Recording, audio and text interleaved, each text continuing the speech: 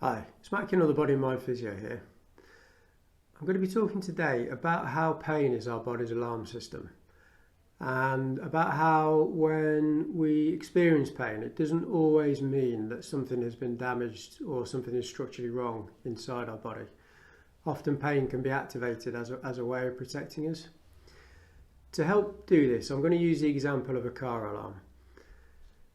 Now, I'm sure we've all had that awkward experience where you get a bit too close to a car and it causes the alarm to go off. Now, obviously, you haven't broken into the car and you've not done any damage to the car. It's just that you've got a bit too close to it and the sensors have picked this up and they've triggered off the alarm as a way of protecting the car so that you don't do it any damage. And pain can work in the same way.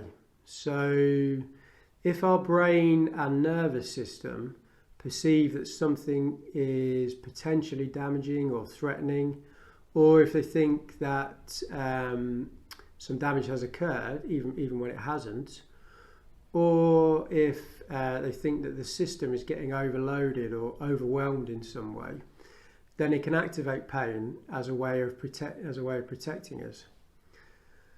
And if you think about it, if we only ever experienced pain when something was damaged, it wouldn't actually be that great a system at protecting us.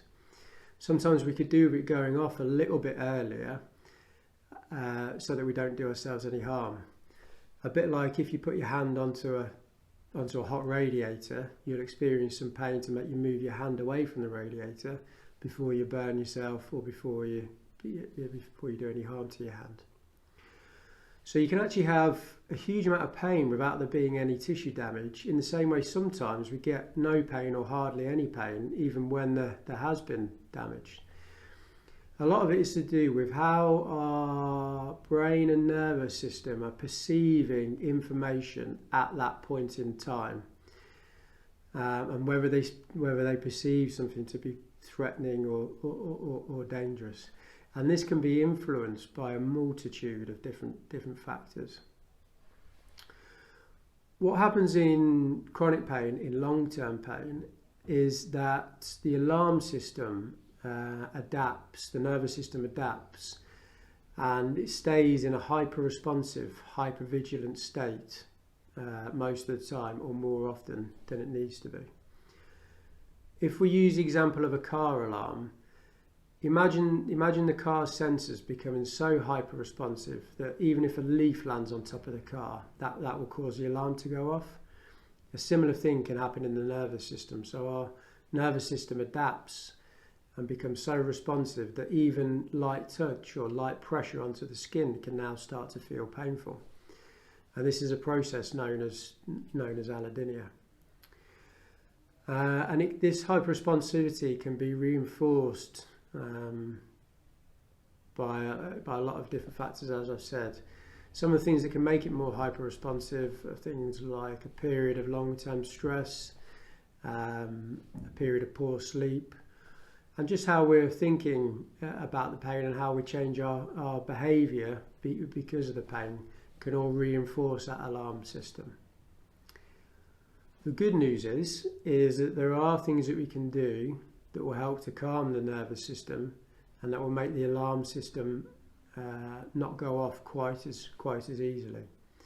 It's been shown that things like meditation, regular exercise, breathing exercises, good sleep, and reframing the way that we think about our pain can all have a positive influence at calming the nervous system and making the alarm system less responsive.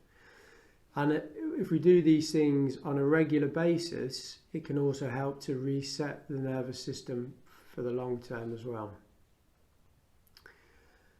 If you want to find out more about how the nervous system adapts, particularly in chronic pain, then take a look at my website, www.bodyandmindphysio.co.uk. Or keep an eye out for future videos that I'll be doing where I'm going to talk in a bit more detail about the type of things that can make the nervous system more responsive and the things that we can do to help to make it less responsive.